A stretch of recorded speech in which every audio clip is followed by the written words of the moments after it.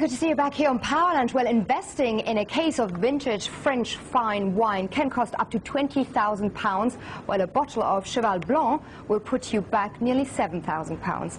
As an asset class, fine wine has outperformed most equities and also commodities, posting a 52% gain over the past 12 months. So how can you invest in this lucrative sector if you want to? To discuss all this, let's get out to Chris Shillington. He's head of PR Spread Fair, and James Miles, director of LIV-EX.com. James, let me start you with it. LIV-EX is a very interesting index following these kind of fine wine investments. First of all, how do you actually track it?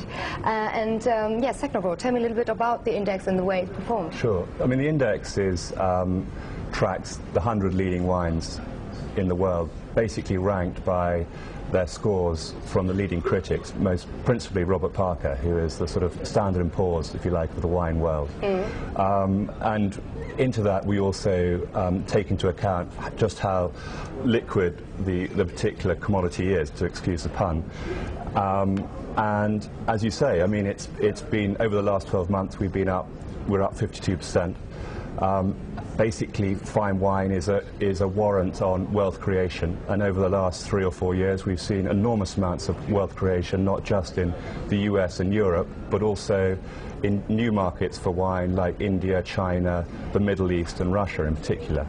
And that increased demand has driven prices higher.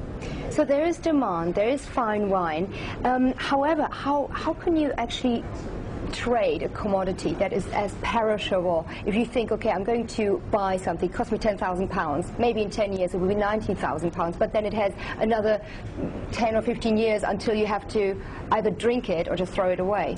Absolutely. Well, that is the problem with wine. If you want to be involved in a Petrus or one of the Rothschilds or one of these great wines, you know, the normal man on the street can't go out there and buy cases. So what they have to look at is other ways they want to invest in this particular area where we've seen huge growth in the last 12 months. And as with in the sporting terms and financial terms, you've got to look at the way that is going to financially benefit you the most. With the 100 index, you can be involved in every wine, all top 100 wines in the world, or thereabouts, and buy into that without actually having to purchase the wine itself, without having to, unfortunately, unbottle one of them. Also, the other way you can look at it is go into funds. They have wine funds, and another way, which we've had demand on Spread Fair for, is to go into the 100 index, and you can buy or sell it on a spread. So if you think that wine is going to perform particularly well over the next 6 months, you want to buy, and if you don't think it's going to perform, all the hype is maybe overhyped, then you can sell. So what about the liquidity? We're just saying about that index. Can I just go in and buy one day and then, you know, is it a stock? What do you call it then? Well, it's literally a case of 12 bottles is typically how it's traded. That's a unit. Quantities of 12 bottles. So yes, I mean, you can literally, if you want, you can ring up your wine merchant. You can hunt around for the best price. You can